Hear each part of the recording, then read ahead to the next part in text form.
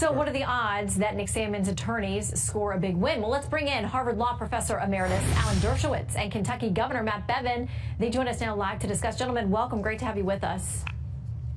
Be with you, Shannon. Thank you. All right, I want to read a little bit from the complaint.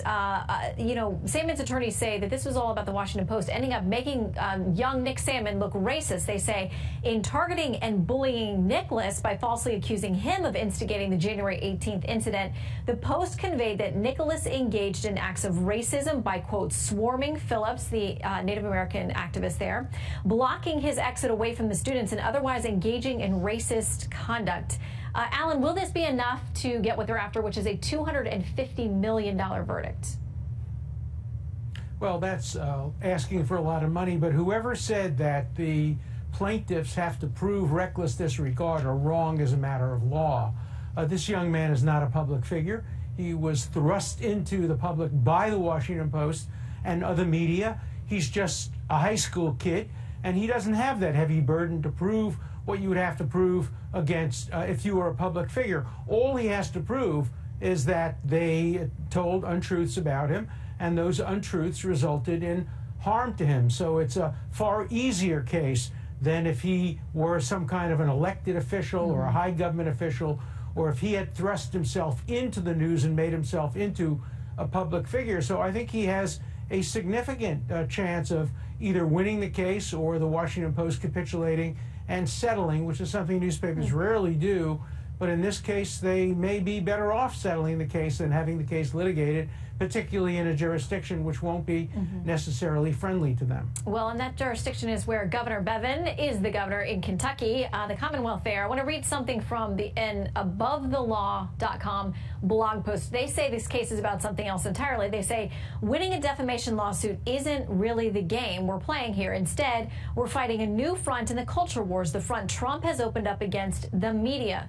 The point is to chill other media from challenging the right wing. If enough of the media lives in fear of any teen in a MAGA hat, then this lawsuit was a success, even if it gets thrown out of court on a rail. Governor.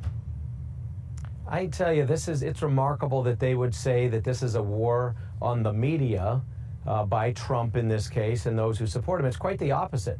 This is literally the media finding, and it has been noted on topics throughout the course of this evening on your show, it's about victimhood. It's finding victims. In this case, it was the Native American who was drumming in the face of this young teen. He was the victim. It's now the Smollett fellow. He's the victim. That's what sells. It's tabloid journalism at its worst. It is a rush to the bottom.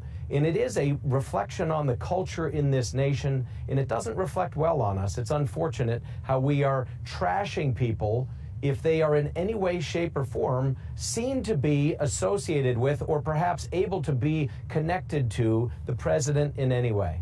Yeah, and Professor, I mean, the legal team here spells that out very clearly. They say it's about the Washington, they say it's not a political case, but this is a case about what they call the Washington Post's bias against anyone who is connected to or appears to be supporting the president, as the governor said.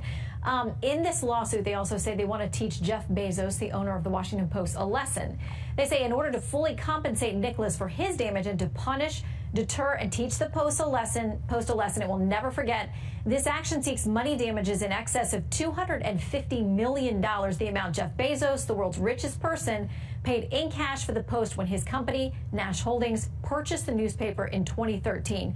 Sounds like they're trying to make a very specific statement, Professor.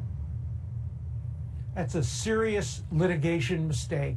His lawyers are making a terrible mistake. They're playing right into the hands of the First Amendment argument.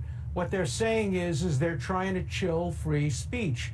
They'd be much better off not making that argument and simply saying we represent one guy, a kid, his reputation has been hurt. This is not about Donald Trump. This is not about trying to chill the media. A serious tactical blunder by the lawyers.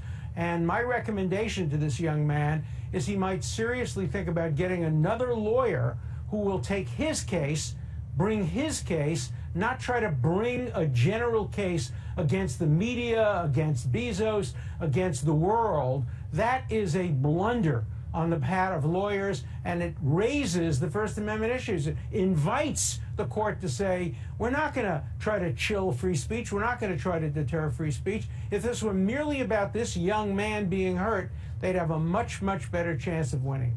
Well, the Washington Post says this, we are reviewing a copy of the lawsuit and we plan to mount a vigorous defense. I would imagine maybe step one, if this moves forward, is going to be to ask for a change of venue. In the meantime, Professor, Governor, great to have you both with us. Thank you.